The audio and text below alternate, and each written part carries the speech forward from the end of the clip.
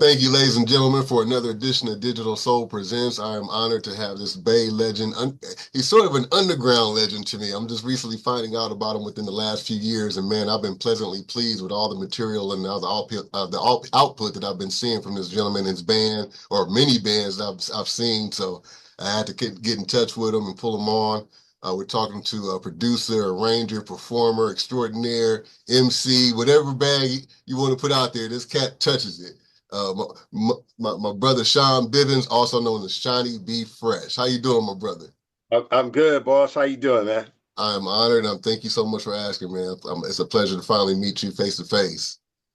Right on, right on. Yeah, yeah. But so like I said, within the last couple of years, man, I just recently discovered upon you, and one of the reasons is I do Funk Clone Radio with a good friend of mine, DJ Funk Clone. Yeah, So yeah, yeah, yeah. yeah, so that's how I kind of, we've been putting your music on the show off and on. So that's kind of how kind of discovered you. And Oh, then, dope.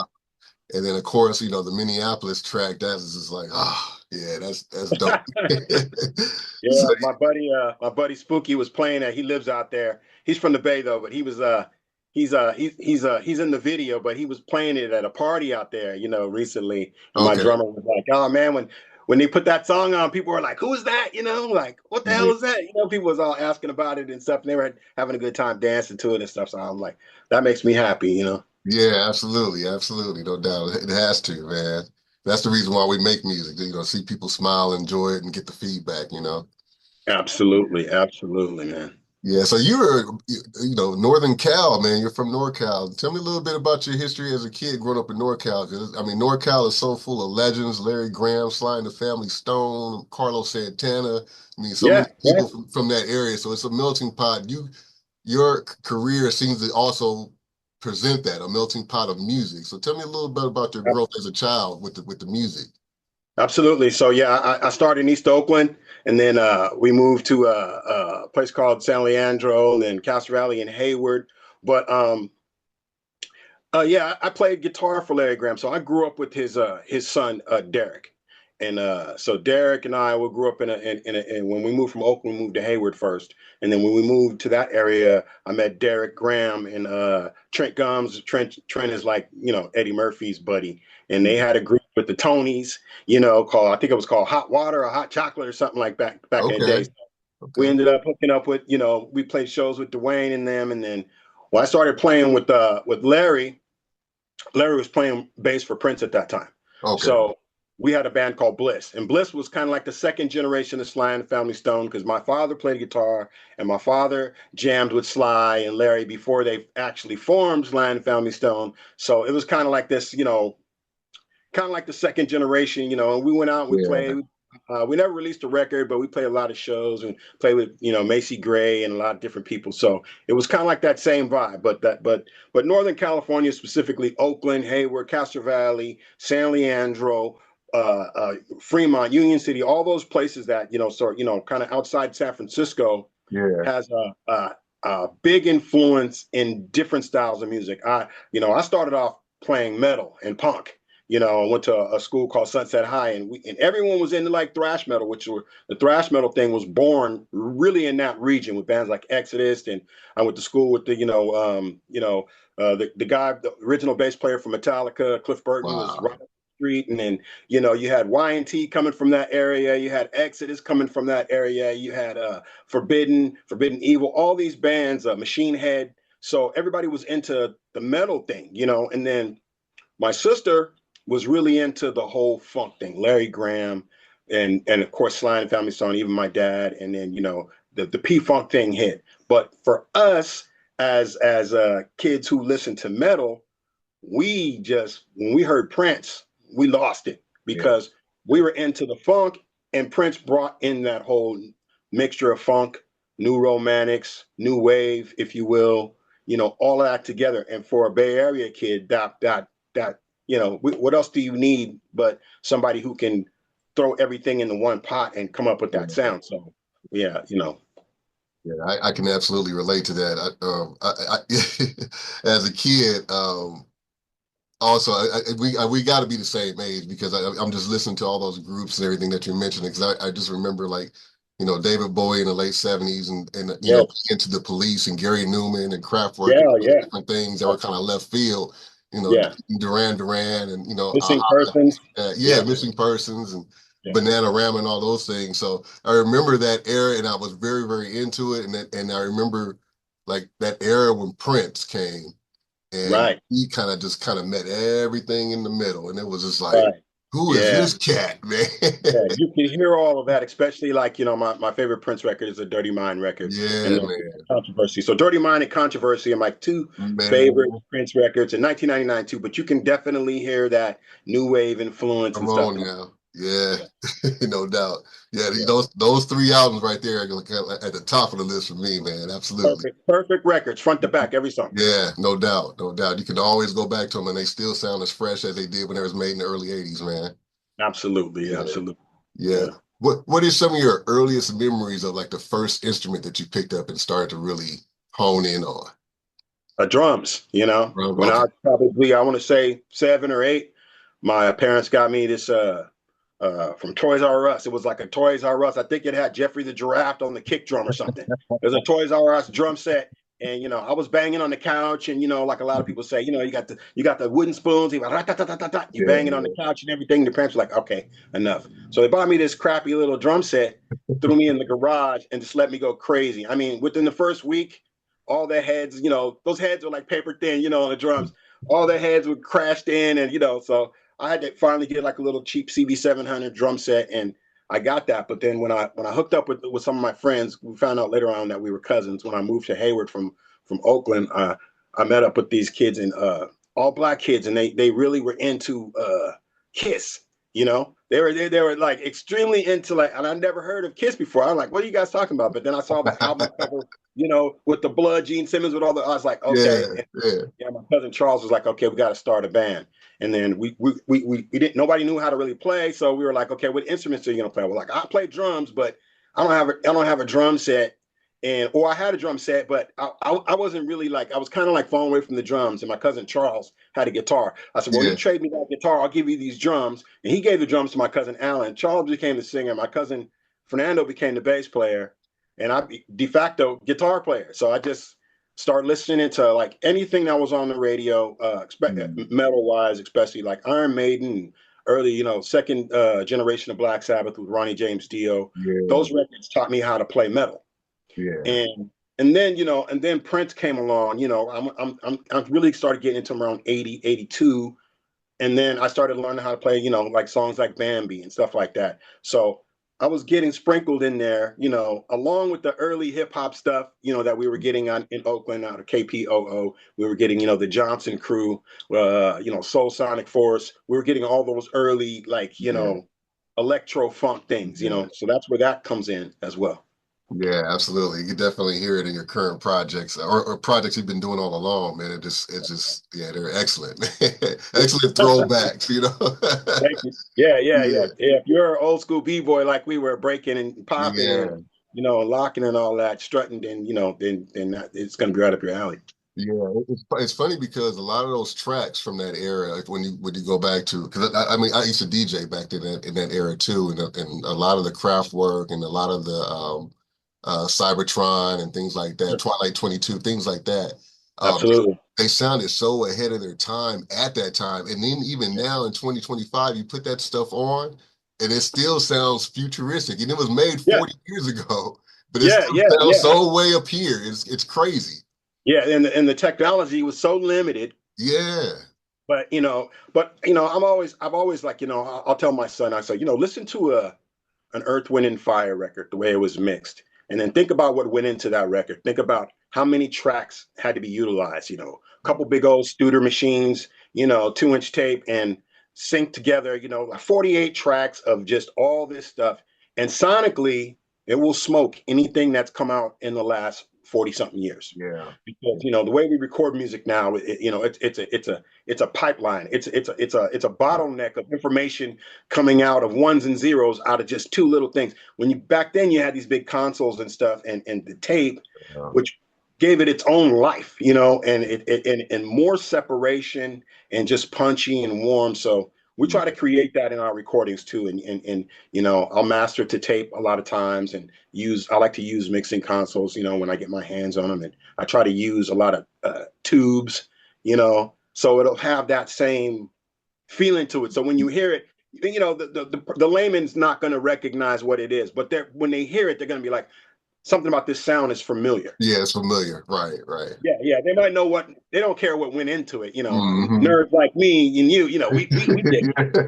Yeah, But they absolutely. don't care what went into it. But yeah, I try to provide that in any of the projects I do, you know, Yeah, especially with the Black Stone and the Shiny Be Fresh project. I want to keep that the essence of that in there. Use a lot of old gear, you know, use the old 808s, you know, I'll sample them, you know, and use all the old, you know, the first Lin drum, you know, Lin 9000, use all those old, you know, synths and stuff, analog different synths. sounds. Yeah, But when you hear it, you be like, oh, that sounds familiar, even though yeah, I don't know the song, but it'll automatically trigger your brain to, you know, something that absolutely. you heard, you know, 40 years ago. Yeah, it does. It definitely makes you hone in. Like, who is that? You know, that Yeah, definitely heard that before, but it's not something you heard before. But you know, but it's familiar, like you said. yeah. Yeah, I stumbled across something not too long ago too. You know, I need to know a little information about this. Tell me a little bit about foreplay. Foreplay. What's that? What's that? What's that? Chocolate What's that chip. one? The chocolate chip. Oh yeah, Yeah. I almost forgot. Okay, so Yeah, I know that was a while ago. I just kind of I stumbled was like, across it. So I'm damn, I gonna ask him forgot. about this. That was like A long so time ago. yeah.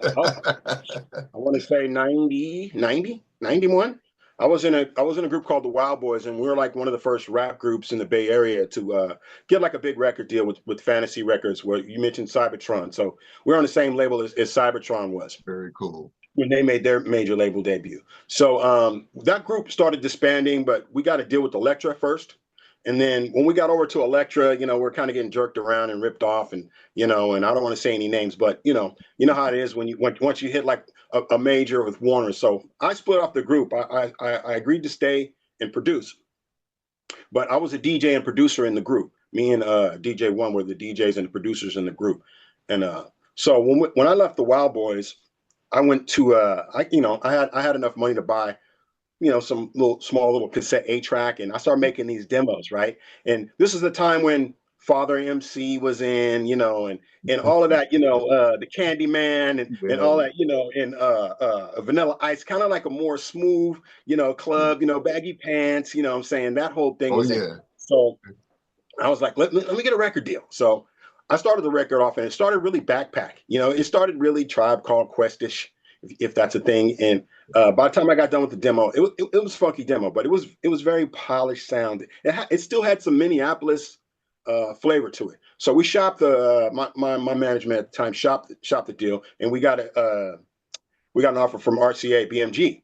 So we got an offer from Atlantic too, and a chick named Dorothy Carvello. She has a good book out too. She signed me, and I went over to RCA, and we put this record out, and no one knew what to call me, and so I had a meeting with her. She flew out. She is, and then we started going through your names, and the name Chocolate Chip came up. So it was like, okay, we're gonna pit the Chocolate Chip against the Vanilla Ice, because we used to dance group. The Wild Boys is gonna dance group, so we're gonna, we'll and I figure I'm going to be touring with these type of guys, right? I'm going to be Yeah. touring with both Father MC, Vanilla. Man, I ended up doing shows with DJ Quick and Second to None, and I was like the only dude, And, well, Marky Mark and the Funky Bunch did show with Marky, so he was kind of in my vein, but everything else was like gangster rap, Well, we would do these shows, man, and I'm telling you, man, it would just be like, okay, we have a street background too, but it was like, damn, dude, we do shows in like Fresno and Sacramento, and they shoot the party up,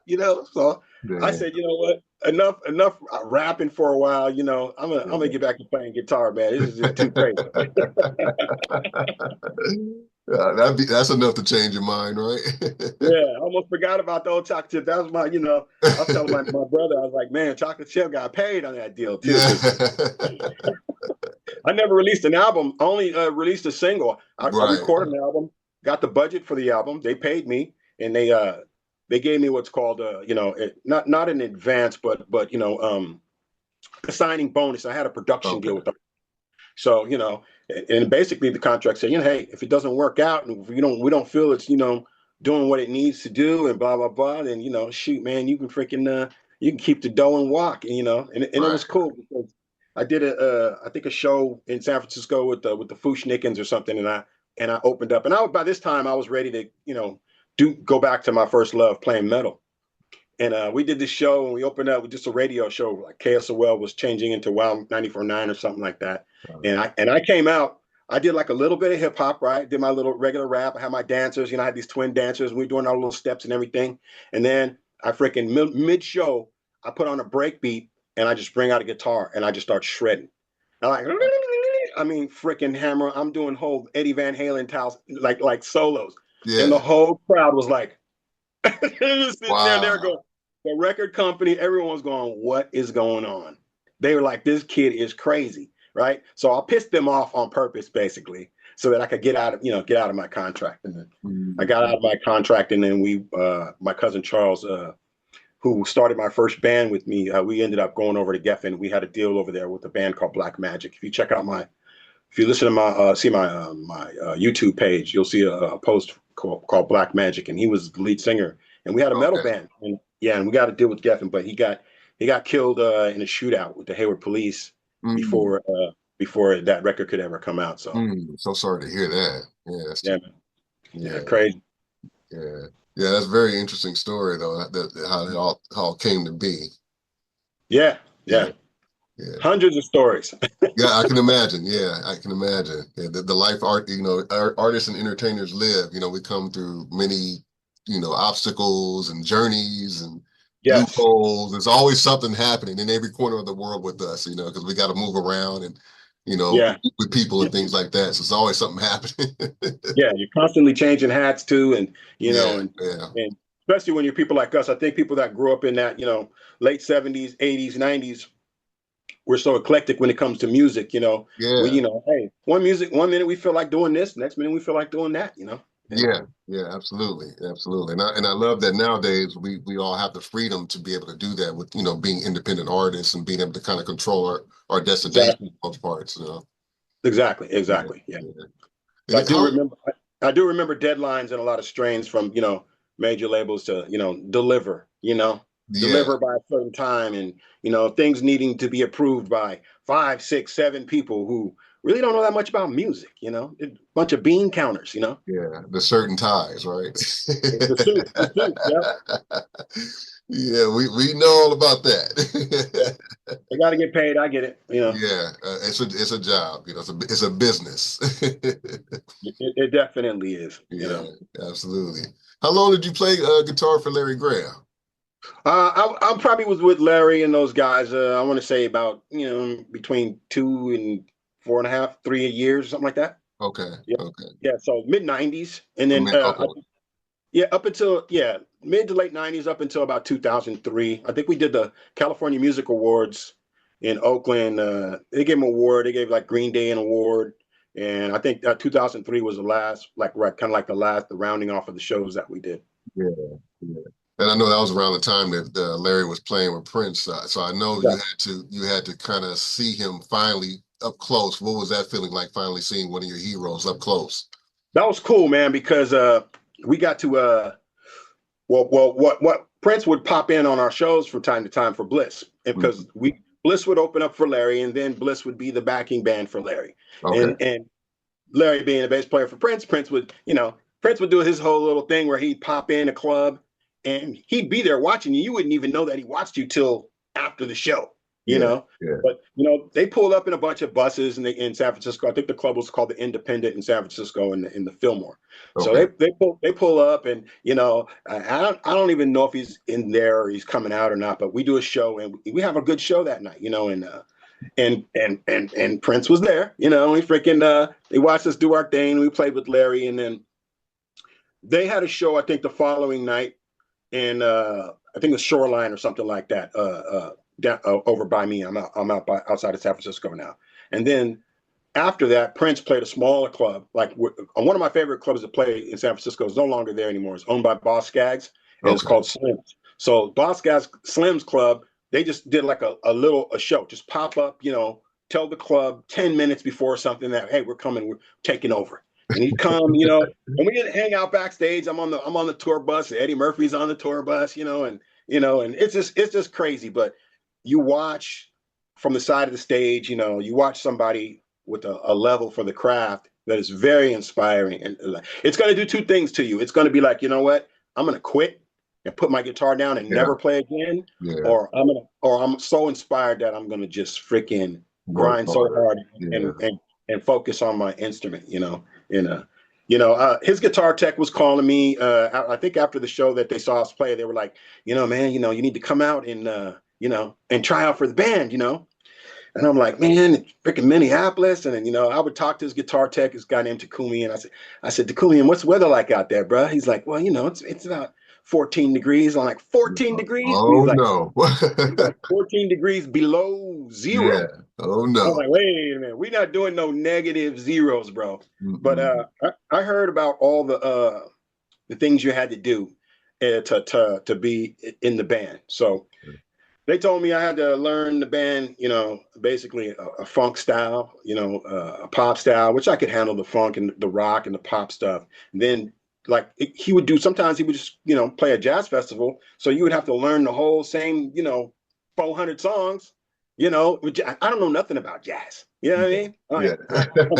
I'm clueless. There's too many chords and notes, and my fingers just don't work that way. Yeah. So, long story short, I passed, and then I wish I just would have went down there. But a friend of mine, I was playing with Larry Graham at the same time. He went down and he tried out, but he didn't end up playing for him. He ended up playing with the Revolution later on, after Prince passed or whatever. But Mm. yeah, it's rigorous to play with Prince. In hindsight, I wish I would have just went down there and even if they told me no, I wish I Yeah. just would have done it. Yeah. Would have Just had give it a chance. Yeah. yeah, good story to tell at least. Yeah. Absolutely. It's still a good story. At least, at least the tech, was interested in saying, hey, come on down. So it's still, there was an interest there at some point. So that's Yeah, even. yeah. But I'm limited. I'm self-taught, and I know what I know. I'm good at producing songs and playing stuff I write. You know what Yeah. I mean? But I played for a lot of people. I've played with El DeBarge. And it's weird because I'm the dude, back then the big mohawk, Yeah. and Yeah. and then I get to play with like a lot of these funk, Howard Hewitt and Yeah. Al B. Sure and John B. I'm playing with a lot of these R&B guys and sitting in with them, but it's really cool. In Vogue, so it's really cool to learn that stuff that you hear. I think, especially Howard Hewitt, because I really liked Shalimar as a kid. So to learn that the Shalimar stuff and learn to play it the correct way, Yeah. was pretty cool, But Now you're playing the same interest, the same instrument every time you go out with the groups and the artists, or is something always yeah, different? yeah. I mean, I can really only play guitar. I mean, I can play keyboards and stuff good Okay. enough to make a record. You know what I Okay. mean? I can play bass good enough to make a record, but I can't guitar. Just guitar. Okay. Okay. When I get those calls, when I've gotten those calls in the past, it's always to play guitar. Gotcha. Okay. Okay. Tell me a little bit about Blackstone Funk Revival. I've been Uh, listening to you guys' stuff, man, and it's just some killer stuff. How long have you guys been together? How did you guys come together? And then if you don't mind mentioning the members of the band and what they play. Yeah, so we got Christian on keyboards. We got my Shaun on keyboards, Tony Providence, and on drums, and we got Derek on guitar and vocals, and we got we just added a new my new buddy on bass. He just Okay. came through Ken on bass, and then me on guitars and vocals. But it started man, going on close to 15 years ago. I would be in the studio and I'd be listening to Prince or I'd be listening to some old Andre Simone or something like that. I was like, man, I haven't really got this out of my system to make this kind of a record yet. I was doing the Shauny Be Fresh stuff, and I was doing just my rock band, a band called Pain, Yeah. and then the Quarter Blood Technique. So I decided to make a song. I wrote 50 Shades of Funk. And I was like, oh, okay, that came out kind of nice. That kind of sounds like I wanted it to sound. Yeah. So over the next 5 years, I started compiling all these tunes. And 5 years later, I got enough songs. I'm like, you know what? I need to put together the bands. So I got Tony You know, he played with me in a band called Pain. We had an all black metal band, and we were on Hieroglyphics. It's a hip hop label out of the Bay Area. So we Okay. were on that label. I think they were distributed through Universal at the time, or Okay. Sony Red. So we started putting together guys slowly but surely, and then we had these songs. I think it was like 8 songs, then 9 songs came, and then we had enough for a record, so we put out a record. But that was basically saying, hey, this is the band we wanted to kind of have in high school, but never really had the opportunity to do.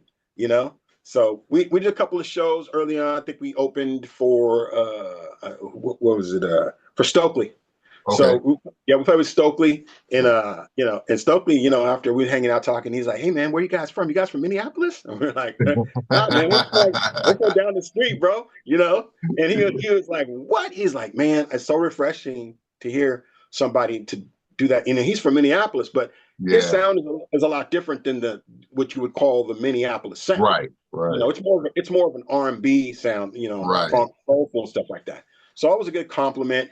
And then we started spreading around throughout, and Jesse Johnson would pop up online and say, "Hey man, you guys, good job." And then, all these other people. And then we had we were doing a song. I'm trying to think of the name of the song, "Life and Love," and we put that song out. But I was like, well, let's remix it. And then Tony had gotten in touch with Dr. Fink, and I was Okay. like, yeah, I had a guitar solo on the song on the original version, and Okay. and I was like, dude, a Dr. Fink solo right here, a head style freaking, Yeah. Oberheim Yeah. shred would be so, man, such a cool dude.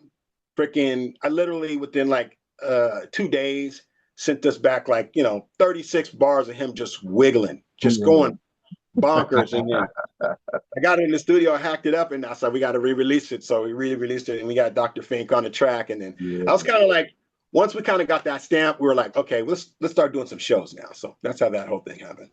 Yeah, for sure, man. It's definitely sounding good, man. Definitely. Thank you, thank When you, you go, sir. when you guys going to make your way down to SoCal, man, with that funk. We're talking about that right now. So there's a more Morris Mills. Hi, a good friend of mine.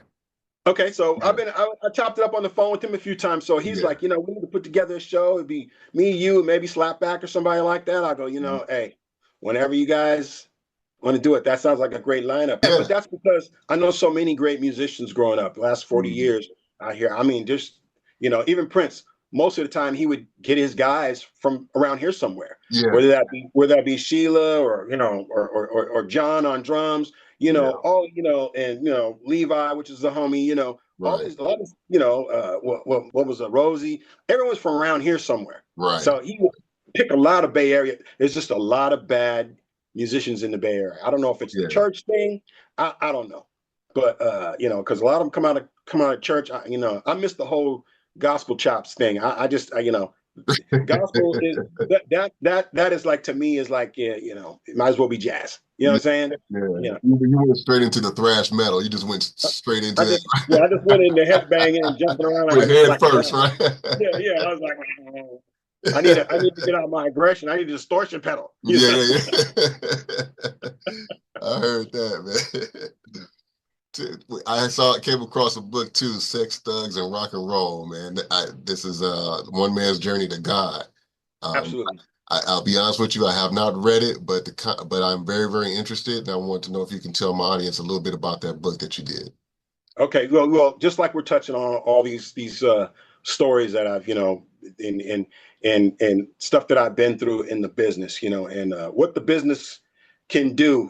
We're seeing a lot of it now. We're seeing people catching cases, but I kind of was, brought up in the game, and I, seen a lot, done a lot, up, down, bunch of money, no money, bunch of money, no deal, no deal, up and down, and all, touring and all the stuff, and I got to a place where, it's like, once you start to climb up a little bit, and I started rapping, like doing like the chocolate chip stuff. I was doing shows with Pac and Digital Underground, and we were out there, the partying. The first time I ever left home, I went on the road. I went to Miami, and it was I'm in the Me So Horny video with Two Live Crew as an 18-year-old kid, and going to Uncle Luke's house and seeing some stuff that, Yeah, so, yeah, long story short, you spend a lot of time in the business, you start seeing a lot of things.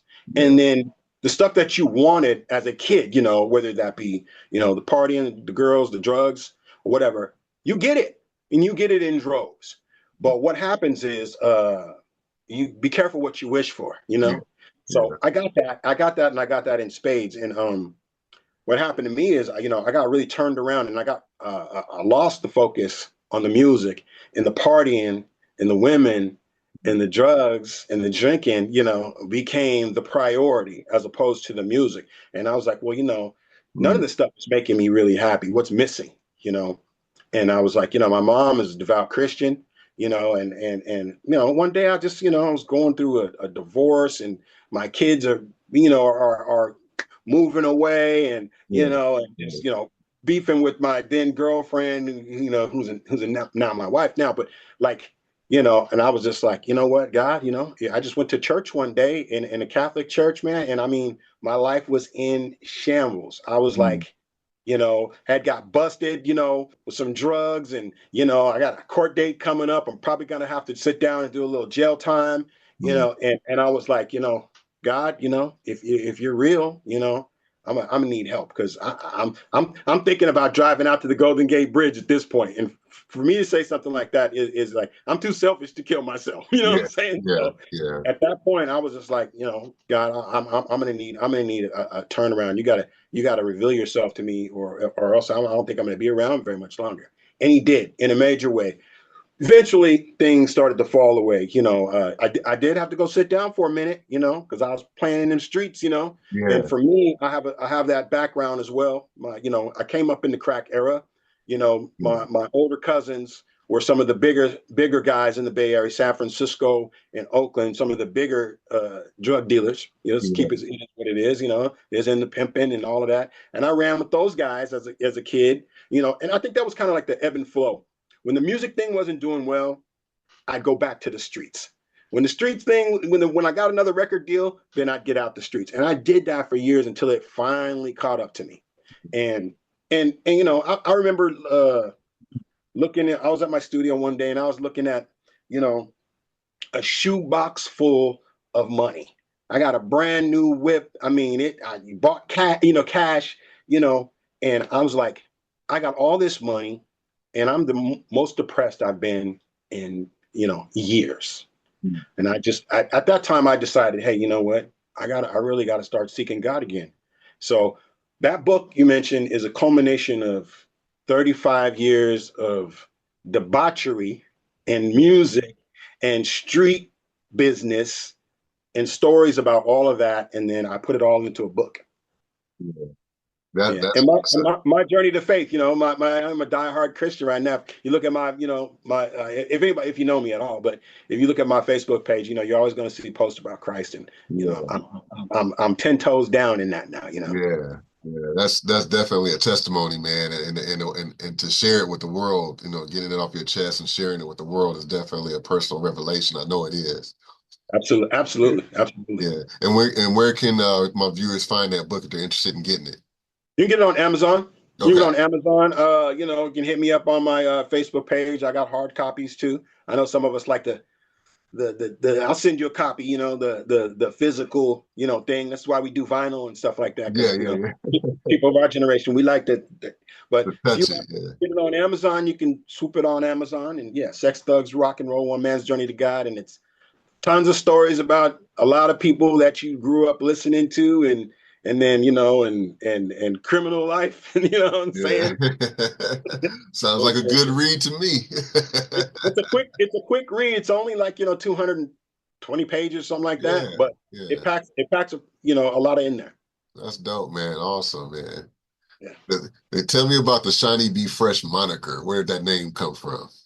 Well, in the '80s, everything was fresh. You know what I'm saying? or deaf, huh?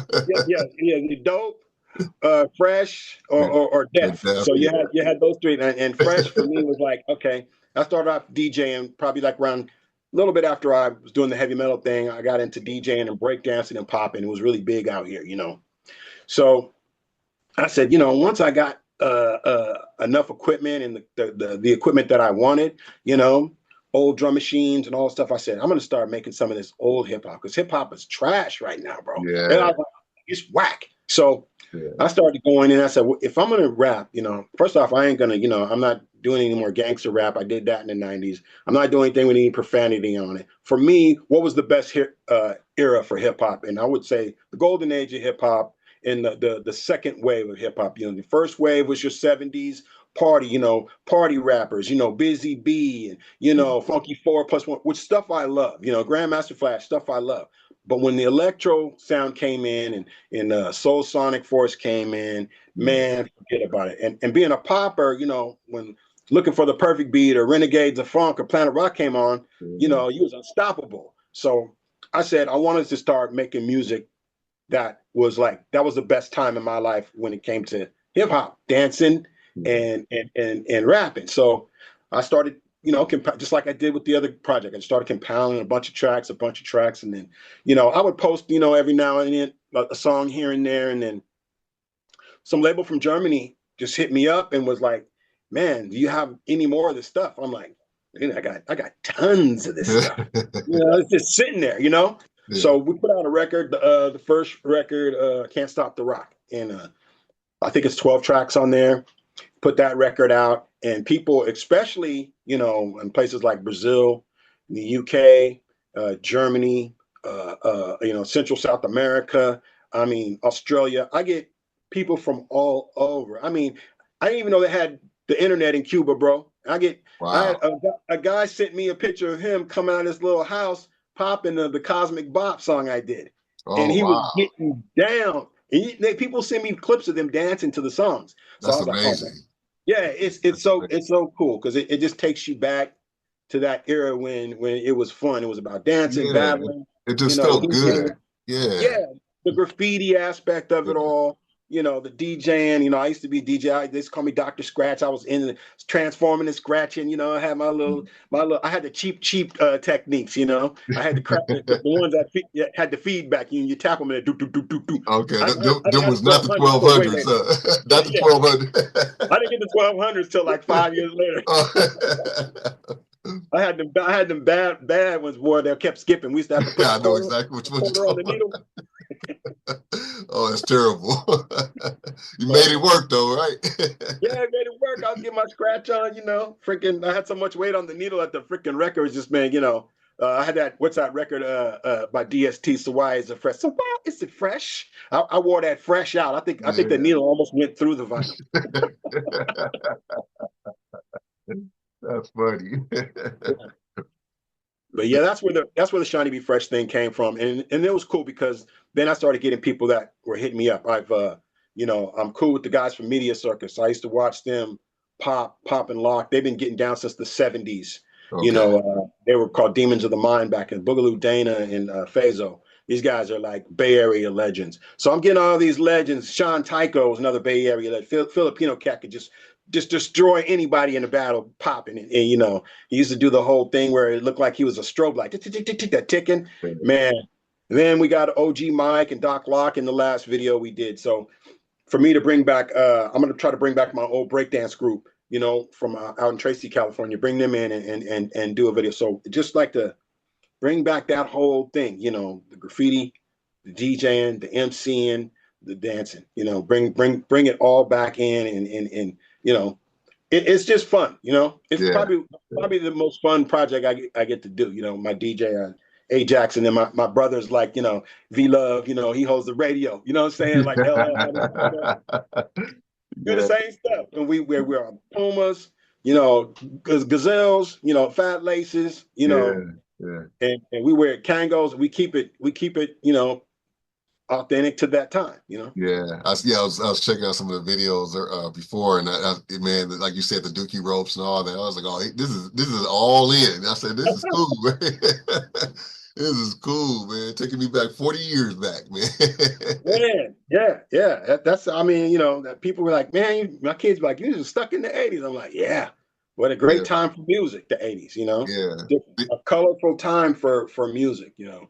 But the drum machine era of hip hop is probably my favorite era. I love the sample and stuff, and the break when the breaks and everything came in the jazz, and I love the Jungle Brothers and you Yeah. know and all MF Doom and Third, all of it. I smoked it all. Yeah. But when the 808 came out and the Linn drum came and the DMX drum machine, I was all over. I bought every record, Mhm. every single record. I mean, I still have my records from the 80s, a lot of them, you know. Yeah, I believe it. I believe it. Yeah. Yeah, that's really cool. Tell me a little bit about the funk mechanic. The Funk Mechanic. So yeah, that's featuring Media Circus. You know, they used to be called Demons of the Mind. And Yeah. yeah, that was we shot that in San Leandro, right outside of Oakland and Hayward, at the Okay. Hayward Plunge. And that is just like, it's Planet Rocky, you know, but Totally. it's all old synthesizers. It's a real 808 drum machine, all of that stuff we put in there. And I mean, people dig it. I dig it. The clothes, and we had to, because we're gonna bring back, people gonna be rocking the Puma stuff. You're gonna see a lot of Adidas stuff in there. But I was like, man, I was racking my brain. I was like, man, you know what? Troop used to be so hot in our neighborhood back in the day. I never see nobody was busting out the Troop, so I had to get me a Troop jacket. You know what I'm Oh saying? And wow. Wow, you found yeah, one? I found one. I found it. You can buy them still online. Yeah, Oh, seriously? Wow, I didn't even know that. yeah. Wow. And I almost sprung for some Dapper Dan, but the old Dapper Dan stuff that from the '80s is like, man, they're charging like, I mean, it's crazy. It's It, crazy. If you it want was like expensive then. I can imagine what it is now. man, it's crazy dope. Yeah. So I was like, you know what, I'm gonna get the Troop, and rock the Troop, and I got some Lecoq Sportif, man. My closet's got like Wow. all the old school gear. My studio, I got, man, I don't know how many Kangos I got, and That's funny. Neil Taylor is a buddy. He's actually in Minneapolis. He's a British guy, and he Okay. makes the hats with the. Hold on one second, I'll show you. Okay. He makes these hats in with the Oh, that's fat laces. fine with the fat laces. Yeah. Yeah.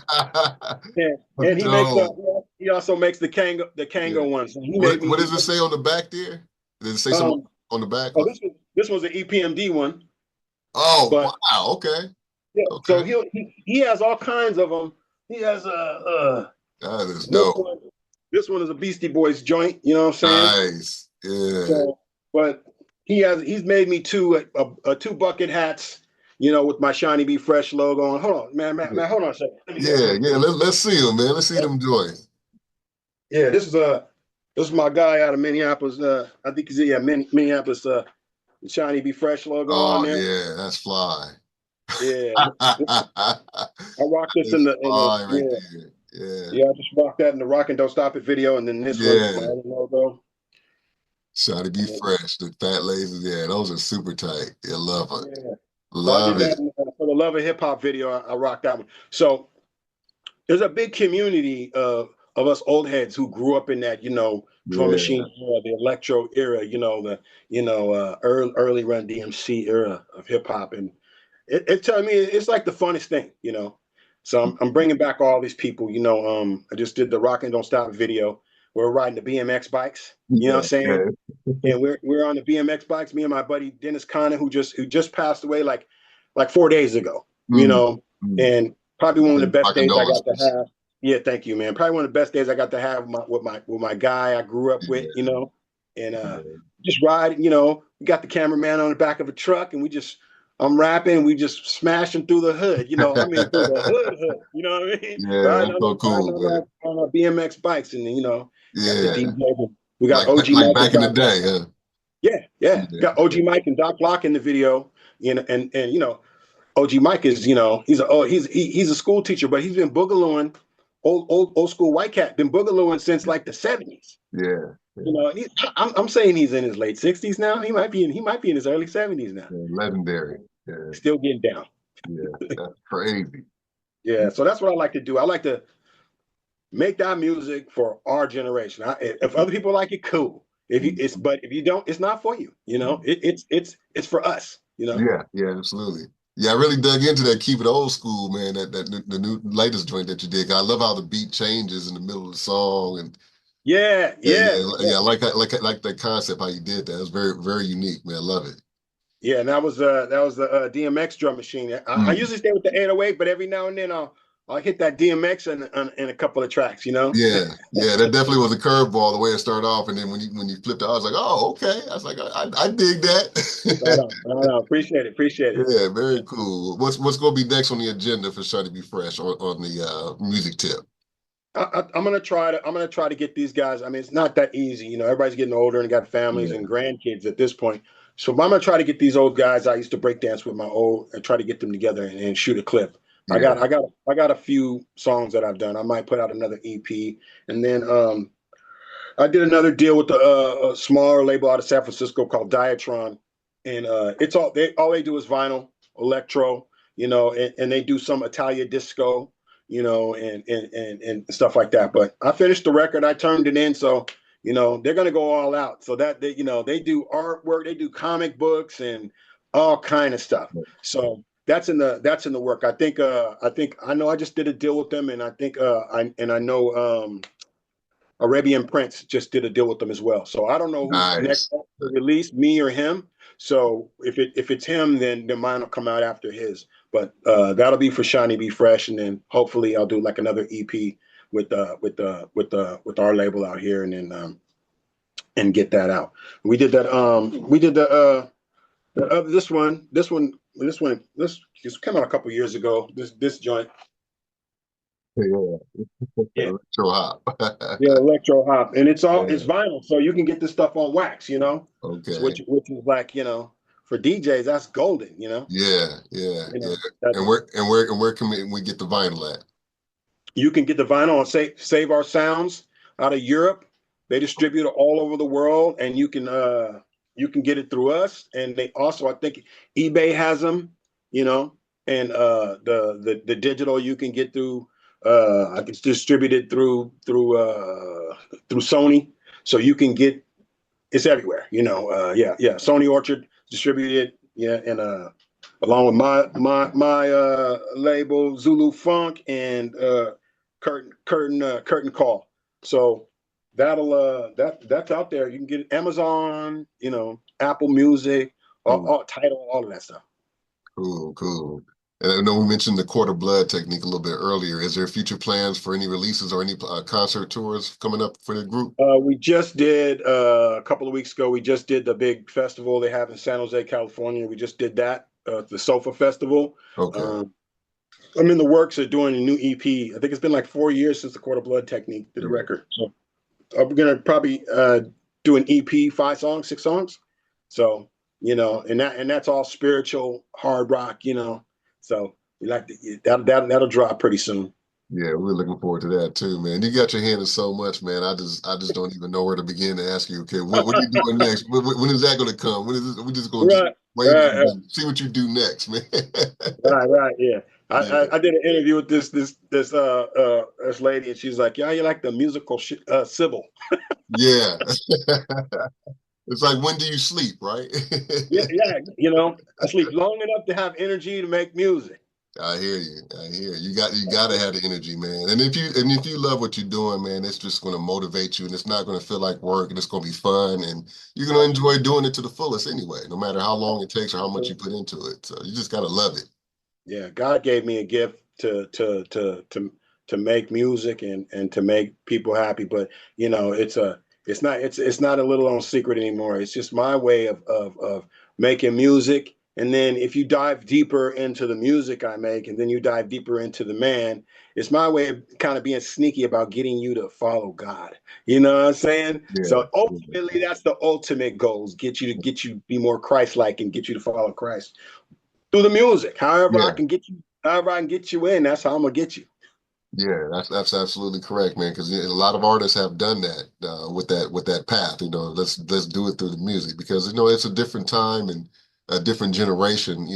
What they Right. call these kids, these millennials or whatever. They think a little differently than we do. So we got to kind of slip into them a different way than what we were raised. Like you mentioned earlier, you know, Absolutely. our background was, church and this and that and the other, and our grandparents, they physically took us, or we Right. physically had a Bible. So these kids, they don't have that now. So Yeah, yeah. I think we have more atheists in the world right now in the newer generation than yeah, we've ever had, or agnostics or whatever you want to call it. But just a complete lack of godliness, and you can see it in the mhm. world.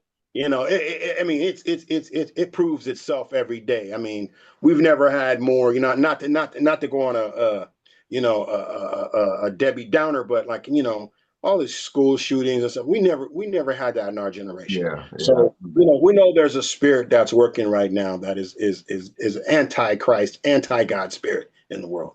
All the wars going on, and just people. When I was in East Oakland, I was in Hayward. Especially in Oakland, in order for somebody to shoot you, there had to be a reason. You did something to somebody. You yeah. stepped on It was somebody's serious. toe. Yeah, you did. Maybe you stole their girlfriend, but more than likely it was about money. Mhm. But you did something. You disrespected Yeah, somebody on a level. Now, that man, these kids is on Twitter. If you say yeah, that you don't like their song, you know what I'm saying? I'm like, that to me is completely and yeah, utterly demonic. yeah. It's totally different now. It's way crazy. Yeah.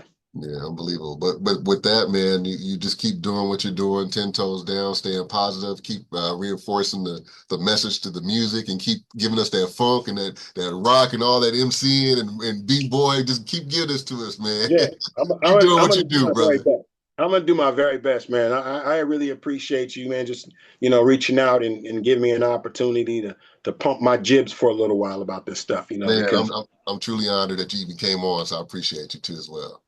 thank you, sir. Yeah, yeah. And Shaun, before we depart, man, I want you to know if you can go ahead and give my viewers your Instagram or Facebook handles, and then where they can find and buy your music or any upcoming gigs you may have in the future. Okay. I'm upcoming gigs. I think Blackstone's not doing anything till July. I haven't locked anything down with that. And then Quarter Blood Technique is going to be playing in Redwood City, California, July 12th. And my Okay. Facebook is Shaun Bivens on Facebook. That's SHAUN, Shaun, Bivens. And then, Shauny Be Fresh, that's SHAUNY, Be Fresh. And then the same on Instagram for Shaun Bivens. Sounds good. Well, man, my brother, I do truly thank you for even coming on, man, and sharing some of your knowledge and blessing us with your talent as well. Continue to do a great job. Keep it old school, my brother. Keep it old school. Ladies Absolutely, and gentlemen, 100%. yeah. Ladies and gentlemen, straight from NorCal, the underground legend himself, Shaun Bivens, Shauny Be Fresh. We thank you so much. All right. Peace. God bless. Thank you. Thank you, bro.